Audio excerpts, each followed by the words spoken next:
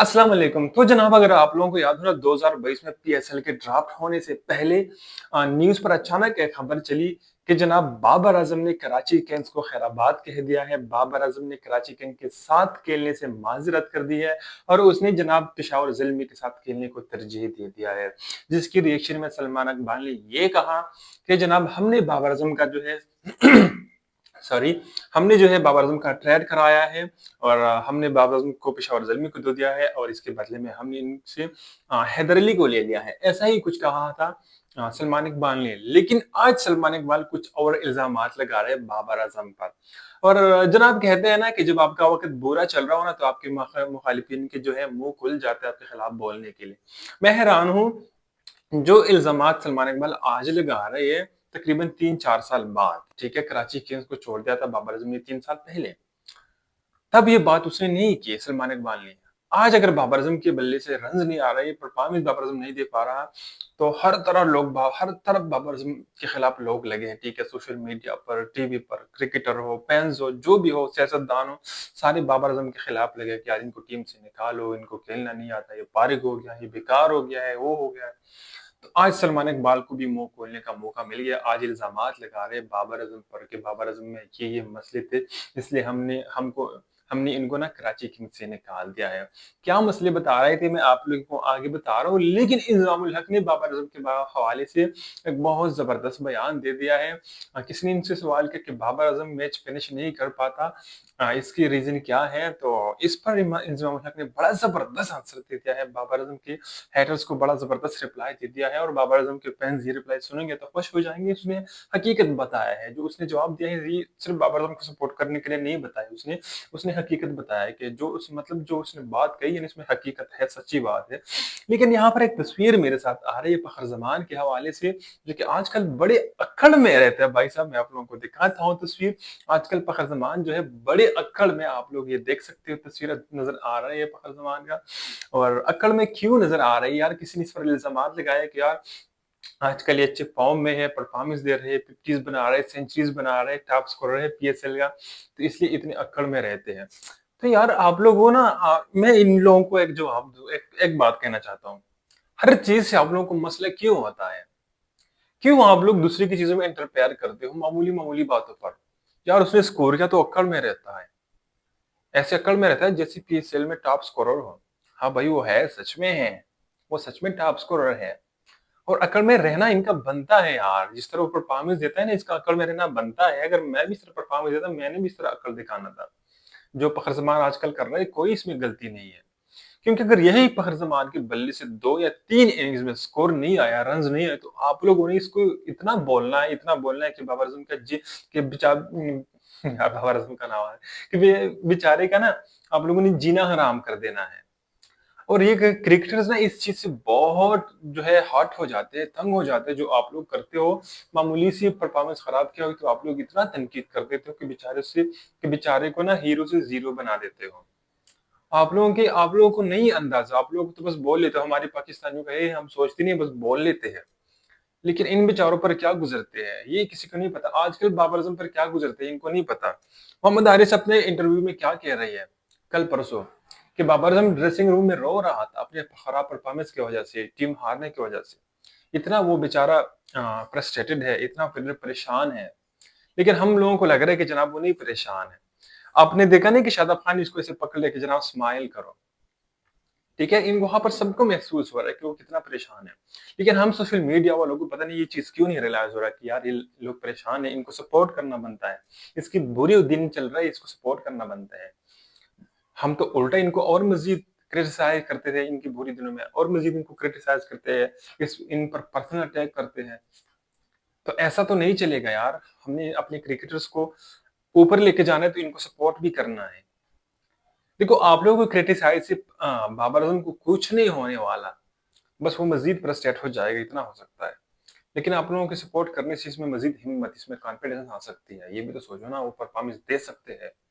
आप लोगों की एक सपोर्ट की उनको ज़रूरत है।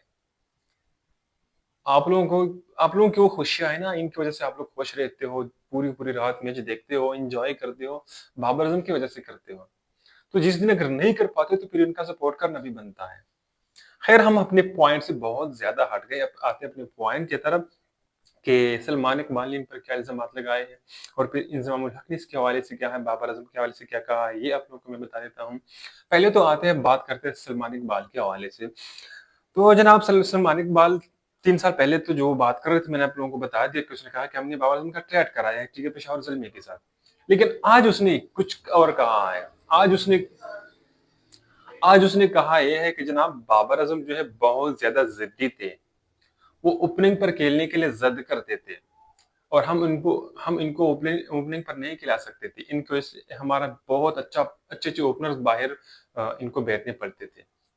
बाबर आज़म ओपनिंग चाहते थे। बाबर आज़म वन डाउन पर या मिडल ऑर्डर में नहीं खेलना चाहते थे। तो इसलिए हमें इनको मजबूरन टीम से बाहर करना पड़ा, टीम से दूर करना पड़ा कि दूसरी ओपनर्स को मौका मिले खेलने के लिए। बाबर आज़म ने दूसरे लोगों का हक छीना था, ये कह रहे हैं।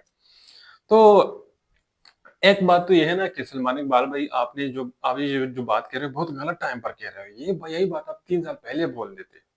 ठीक है? अब इस बातों को बोलने का कोई फ़ायदा नहीं है। क्योंकि पेशावर ज़ल्मी में बाबर आज़म का बहुत अच्छा जगह बहुत पक्का हुआ है। 1-2 इनिंग्स नहीं आई कोई मसला नहीं। अगली इनिंग्स देखो बाबर आज़म के आएगा। अगला नहीं तो इससे अगला आएगा। ये मैं पक्का कह रहा हूँ, बाबर आज़म को मैं जानता हूँ। किस तरह परफॉर्मेंस देते हैं। ठीक है? पक्का उसकी इनिंग्स आने वाले 50 आने वाली है। सेंचुरी नहीं तो 50 तो कम से कम ज़रूर आएगी। ठीक है? तो सलमान इकबाल भाई ये आपके इल्ज़ामात फ़ज़ूल है, बाबर आज़म ओपनर है तो ओपनिंग पर ही खेलेगा। मिडल ऑर्डर में कभी वो खेला नहीं है, टी20 में मैंने देखा नहीं है। वो अपने नेशनल टीम में खेलता है तो भी ओपनिंग में खेलता है और ओपनिंग में उसकी परफ़ॉर्मेंस भी अच्छी आ रही होती है। और एक बात और, जब आपके साथ वो खेला था कराची किंग्स में, आपने 2021 में मुझे लगता है कि 22 में आपने 21 में हाँ, या 20 में पता नहीं कब था। कराची किंग्स जो है टाइटल जीतने में कामयाब हो गए थे, टूर्नामेंट के फाइनल जीतने में कामयाब हो गए थे। और वही टूर्नामेंट में बाबर आज़म टॉप स्कोरर थे। ये आप लोग कैसे भूल सकते हो यार? बाबर आज़म ने ही आपको वही टूर्नामेंट जितवाया था। आप लोग भूल गए हो। कप्तान आपकी माद वसीम था लेकिन जीते आप बाबर आज़म की वजह से थे। इसके अगले साल फिर आपने बाबर आज़म को कप्तानी दे दी माधो सिंह से लेकर। खैर अब लोगों के मतलब एक चीज़ यहाँ पर मैं हकीकत बोलूँगा, लोग कहते हैं कि बाबर आज़म की अच्छी परफ़ॉर्मेंस की वज़ह से वहाँ पर इनको कप्तानी मिली थी, इमाद वसीम से छीन ली थी। ऐसा कुछ नहीं है, वहाँ पर ऐसा हुआ था कि बाबर आज़म आपकी टी20 वनडे का कप्तान था नेशनल टीम का। तो पीसीबी ने इनको कहा था कि यार हमारा ये नेशनल टीम का कप्तान है, तो आप लोगों ने इसको एज़ अ प्लेयर कैसे खिलाया है? इसको फिर लीग में भी एज़ अ कैप्टन खिलाओ, अपना लीग है, कोई बाहर का लीग थोड़ी है। तो इसमें कम से कम कप्तान तो बनाओ, इनको थोड़ा इज़्ज़त तो दो। तो इसलिए फिर बाबर आज़म को इन्होंने कप्तान बनाया था। जब वहाँ से फिर पेशावर आ गया तो यहाँ पर भी वो कैप्टन हम बनकर आ गए थे। एज़ अ प्लेयर नहीं आए थे। इससे पहले यहाँ पर वहाब रियाज़ पेशावर ज़ल्मी के कैप्टन थे और जैसे बाबर आज़म आ गया तो फिर बाबर आज़म कप्तान बन गए। खैर आते हैं दूसरी बात पर कि इमाम इंज़माम उल हक ने क्या कहा है बाबर आज़म के हवाले से। तो किसी ने सवाल किया कि यार बाबर आज़म खेलता तो चलो अच्छा है लेकिन कभी उसने एक कोई मैच नहीं फिनिश करवाया।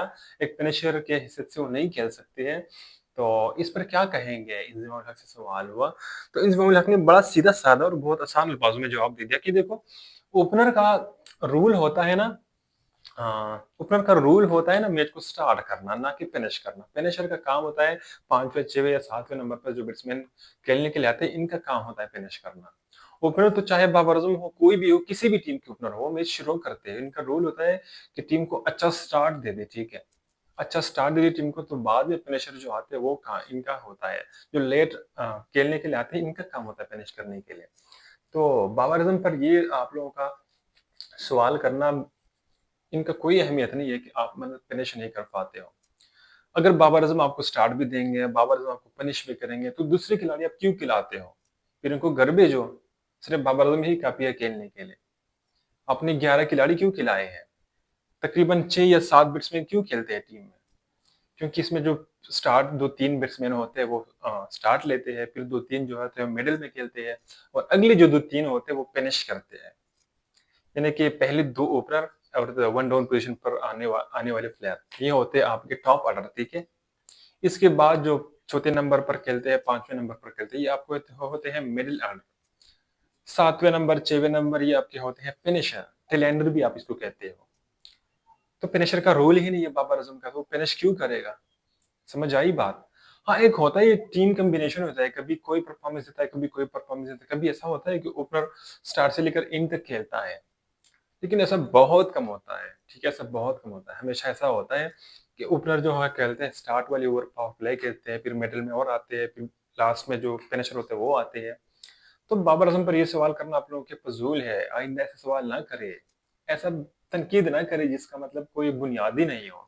तनकीद ऐसा करे कि यार जिसका कोई जिसमें कोई फैक्ट हो, जिसमें कोई हकीकत हो, तो फिर हम मान लेंगे, फिर हम इस पर सोचेंगे कि यार ये बात सच है, इस पर कुछ एक्शन करने लेना चाहिए, कुछ अमल दरामद करना चाहिए।